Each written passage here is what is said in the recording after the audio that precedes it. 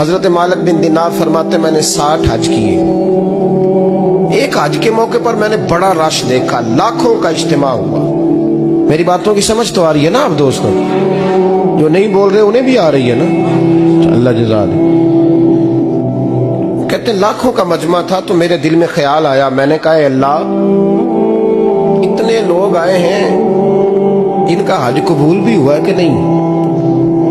فرماتے میں سوچ رہا تھا تو رات کو نا خواب میں نے کسی کہنے والے کو کہتے ہوئے سنا کہ سب کا قبول ہو گیا. بلخ کا رہنے والا محمد بن ہارون بلخی ہے, اس کا حج قبول نہیں.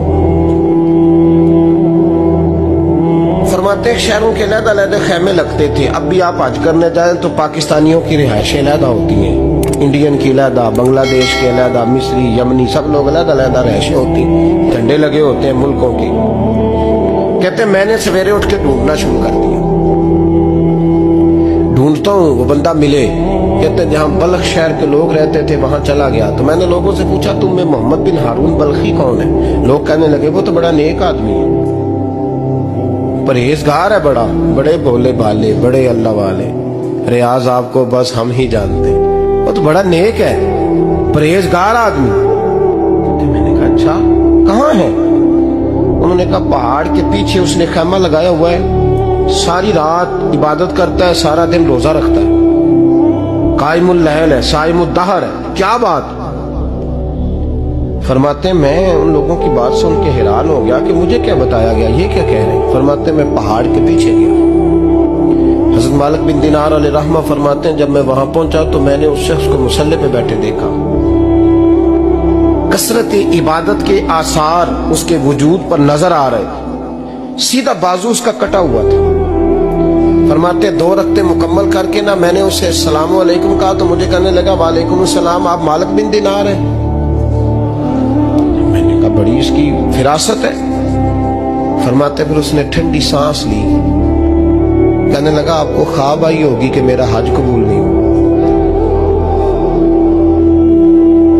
فرماتے ہیں مجھ پر اور بجلی گری کہ کیا کہہ رہا.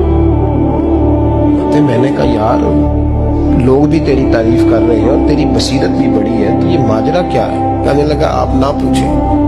یہ کہہ کے اس نے رونا شروع کیا, دیر تک روتا رہا. میں نے کہا نہیں یار تو بتا. کہنے لگا نہیں آپ نہ پوچھیں, آپ ناراض ہو گئے. میں نے کہا میں نہیں ہوتا, تو بولنا. کہنے لگا حضور 24 سال ہو گئے مجھے حج کرتے ہوئے, 24 سال, 24واں حج ہے میرا, اور ہر سال کوئی اللہ کا ولی آ کے بتاتا ہے کہ جا چلا جا تیرا کوئی نہیں قبول ہوگا. بے پروائی ویک سجن دی جتھے کسے دی پیش نہ جاوے, انہیں تاجا والے در در رولے تے منگتیاں تخت بٹھاوے. آزم کسے نو کارا ملدا ہی کوئی کعبے و خالی آوے. کہتے ہیں اس نے مجھے کہا حضور 24واں حج ہے, ہر سال کوئی بتاتا ہے. میں نے کہا تیری غلطی. کہنے لگا میں اپنی ماں کا نافرمان. میں نے کہا واقعہ کیا ہوا؟ کہنے لگا حضرت اللہ نے مجھے دولت دی, مال دیا, زمینیں دی, تو میں عیاش ہو گیا. امام مالک بن دینار رحمت اللہ علیہ فرماتے ہیں مجھ سے کہنے لگا پیسے آئے تو میں عیاش ہو گیا. رمضان کا مہینہ تھا, عصر کے بعد میری اماں افطاری کی تیاری کر رہی تھی. میں گیا, میں نے کہا شراب پی ہوئی, اماں روٹی دے. اماں کہنے لگی شرم کر, شرم کر, روزہ رکھا نہیں تو جنہوں نے رکھا ہے ان کا تو خیال کر. کہتے اماں کی بات کا مجھے غصہ لگا. میں کہا کرتا ہوں بد نصیب ہے وہ بیٹا جس کا باپ اس سے بات کرتے ہوئے ڈرتا ہے کہ پتہ نہیں کہاں سے بولے گا. بد نصیب نہیں وہ بیٹا جس کی ماں اس سے بات کرتے ہوئے سہم جاتی ہے کہ پتہ نہیں کون سی بولی بولے گا. بد نصیب نہیں کہ ماں باپ بھی جس سے کھول کے بات نہ کر سکے. حضرت مالک بن دینار سے کہنے لگا اماں نے جب کہا نا شرم کر تو مجھے غصہ آیا, میں نے ماں کو تھپڑ مارا اور میری ماں جلتے ہوئے تندور میں گری. لوگوں نے مجھے پکڑ کے اندر بند کر دیا کمرے میں. ساری رات میں شور سنتا رہا پر نشے میں دھوت رہا. سویرے آنکھ کھلی تو میری بیوی بیگ باندھ رہی تھی. میں نے کہا کہاں جا رہی ہو؟ کہنے لگی جو ماں کا نہیں بنا میرا کیسے بنے گا. میں نے کہا میری اماں کا وہ تو لوگوں نے رات کو ہی دفن کر دی جنازہ پڑھ کے. تڑپ کے کہنے لگا مجھے کیوں نہیں بتایا؟ تو کہتے ہیں لوگ کہنے لگے تیری مرتی ہوئی ماں کہہ گئی تھی اسے میرا منہ نہ دیکھنے دینا. जनाजे के करीब ना आए। हजरत मालिक बिन दिनार फरमाते हैं, जब उसने ये बात सुनाई तो मैंने भी उसके मुंह पे थप्पड़ मारा। मैंने कहा तो इसी काबिल है। कहते हैं वो रोने लगा, हुजूर दुआ करे अल्लाह मुझसे राजी हो जाए। कहने लगा जब माँ की इंतकाल की खबर मिली तो मैंने कुल्हाड़ी लेके वो हाथ काट दिया जिससे माँ को मारा था। मैंने सारी जायदादें खिरात कर दी। 24 साल हो गए, 24 साल सारी रात नमाज पढ़ता हूँ, रोजा रखता हूँ, हज करता हूँ, पर हर साल कोई आके कहता है जा दौड़ जा, तेरा कोई नहीं कबूल हुआ। हुजूर दुआ करे मालिक राजी हो जाए। फरमाते मैं थप्पड़ मार के आ गया। मैंने कहा तुझसे राजी हो जाए इतने जालिम से? इमाम मालिक फरमाते रात को आके सोया तो मुझे ख्वाब में रसूल पाक का दीदार हुआ। तो नबी पाक अलैहिस्सलाम ने फरमाया मालिक तू उसे मायूस क्यों कर आया है, अल्लाह तो बड़ा मेहरबान है। कहा हुजूर माँ के नाफरमान को माफी कैसे मिलेगी?